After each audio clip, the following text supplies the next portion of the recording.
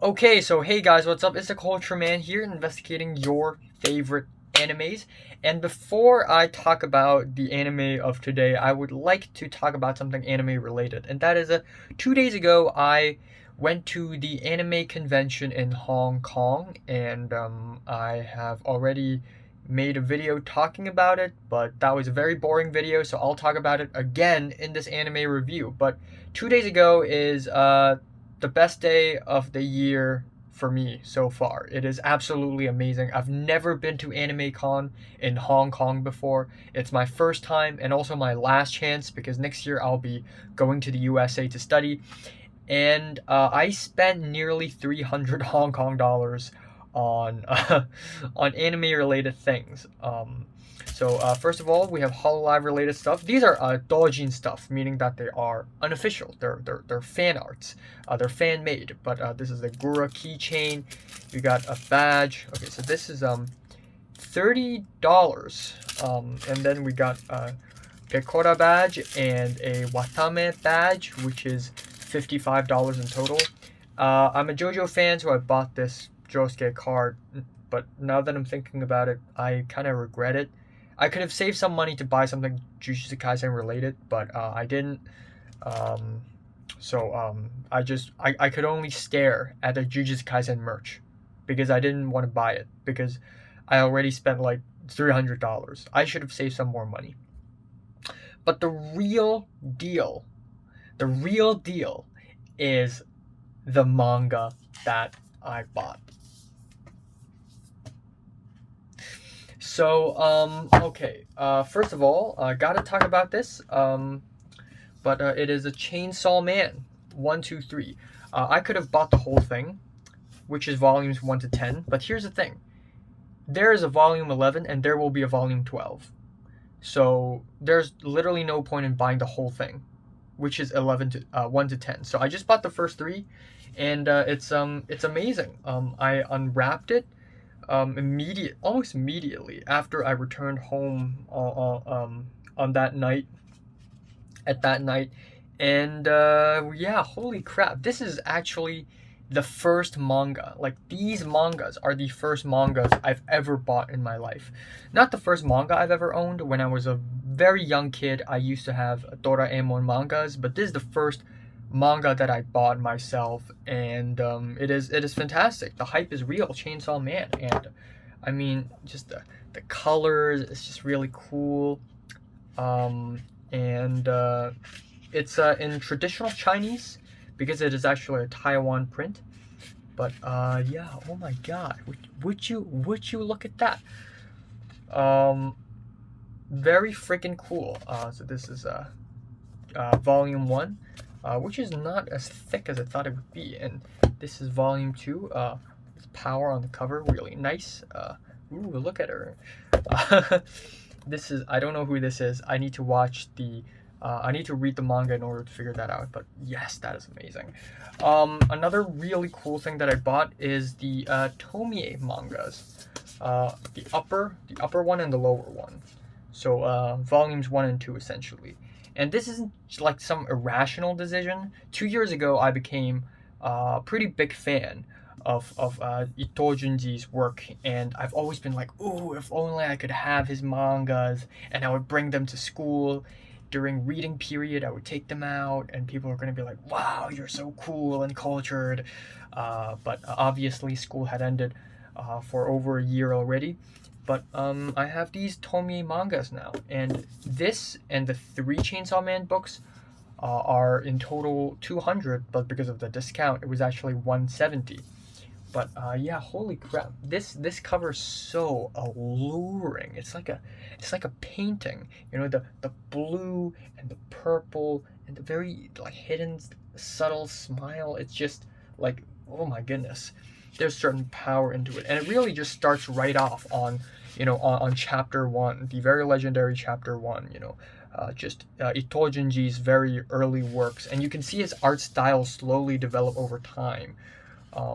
And holy crap! I mean, the art style is horrifying at times, very horrifying. I believe, this is the Revenge one, the one that took place in the snow. One of my favorites, but my absolute favorite was actually well, I don't have a specific favorite, but I really like the trilogy where it's basically a guy who's been like haunted by Tomie. I don't know where is it. I don't know where it is, but it's pretty interesting. It's pretty interesting.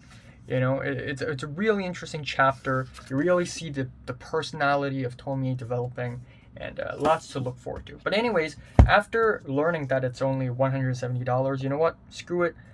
I bought Bakemonogatari 9. I originally thought it's a light novel, but actually it is the manga version of the story. And I got 9 because it says Kizu Monogatari right here, so I thought, oh, I've seen Bake, I've seen Nisei, but I haven't seen Kizu, so it's cool to have, you know, Kizu Monogatari. But apparently it's the manga version of it, and so it's not a light novel, but still, you know, it's got the art style. As you can see, this is this Araragi right here, and it's a very cool art style. Man, look at that! Look at Hanekawa Tsubasa. Just totally stellar, just really stellar artwork and stellar design and style. It's just amazing, is what it is. Holy crap! Lots of not safe for work stuff in there, which is cool, very edgy. So yeah, let's talk about the anime that I actually plan to review today.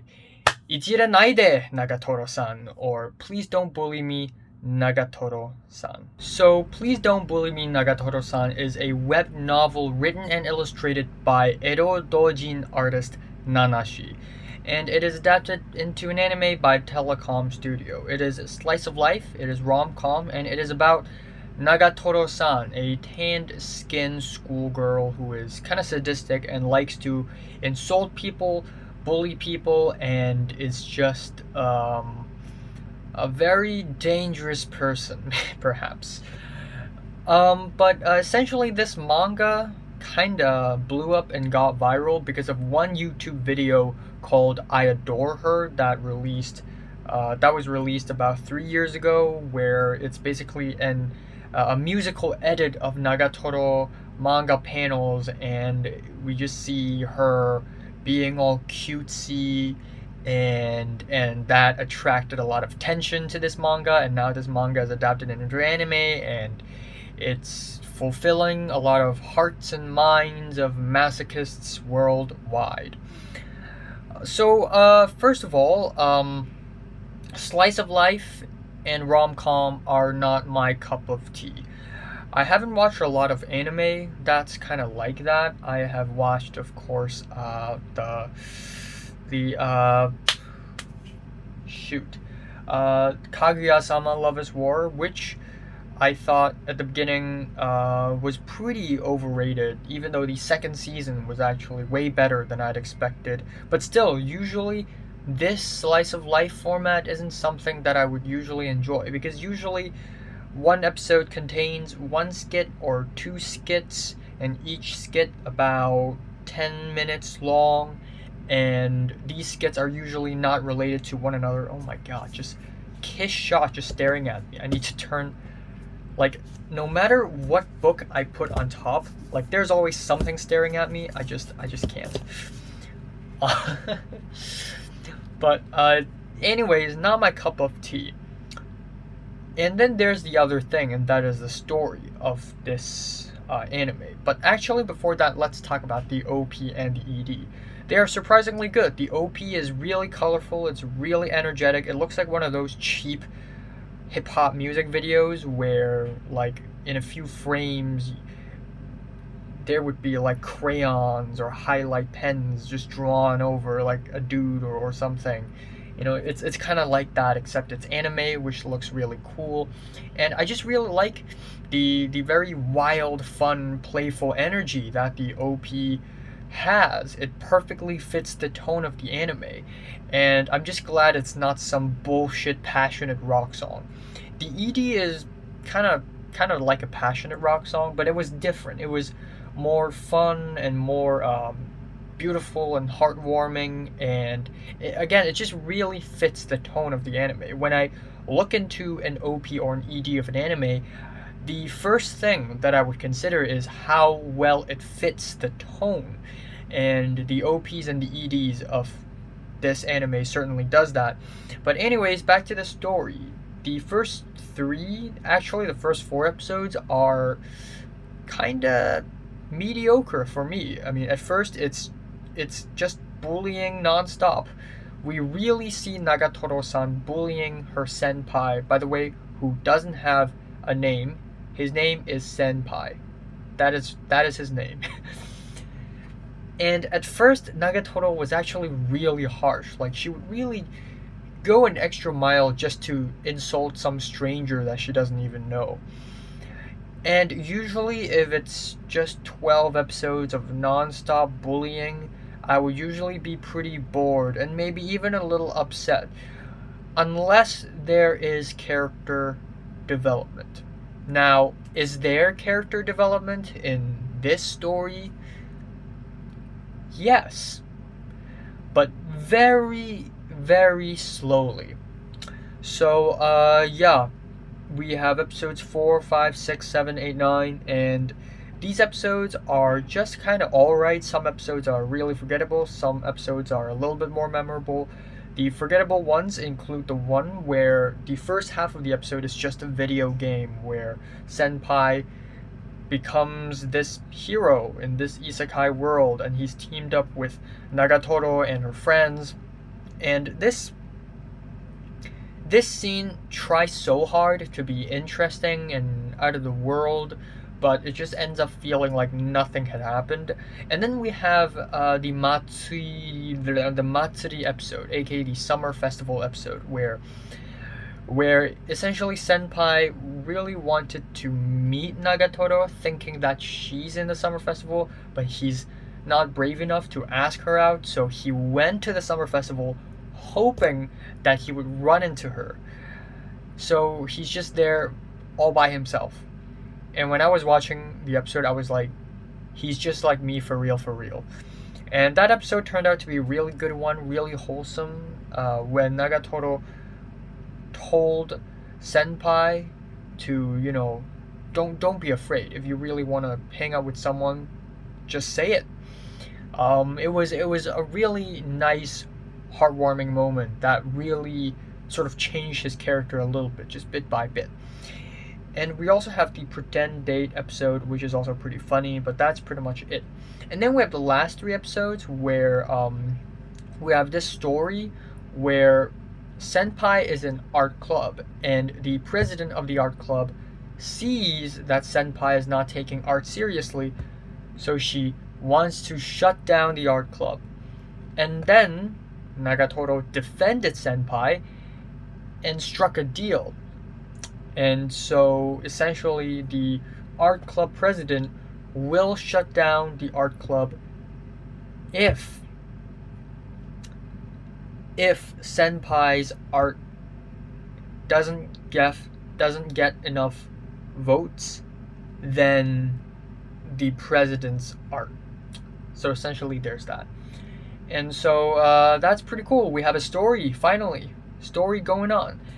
And while it isn't really anything all that crazy or intense or anything, it's still a bit of a roller coaster ride. And the art club president is, as expected, extremely erotic and definitely an interesting character because she doesn't act erotic, but then the paintings she draws are all really erotic, like nudes basically. So it's a really strange way to end off the anime, in my opinion. And it's not like Senpai won at the end because his art is better. Maybe his art is better, we will never know, but he won for some other reasons, and it was a bit of a strange ending.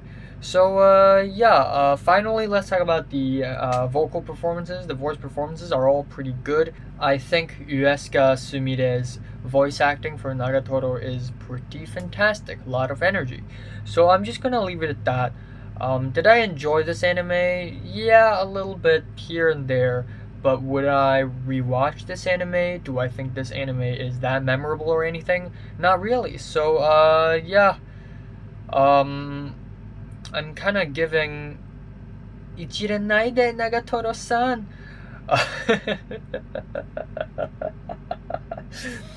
Strong 6 out of 10. So, have you watched this anime from 1 to 10? Rate it, like it, subscribe. You one more. Thanks for watching. Next anime I'll review: Beastars Season 2.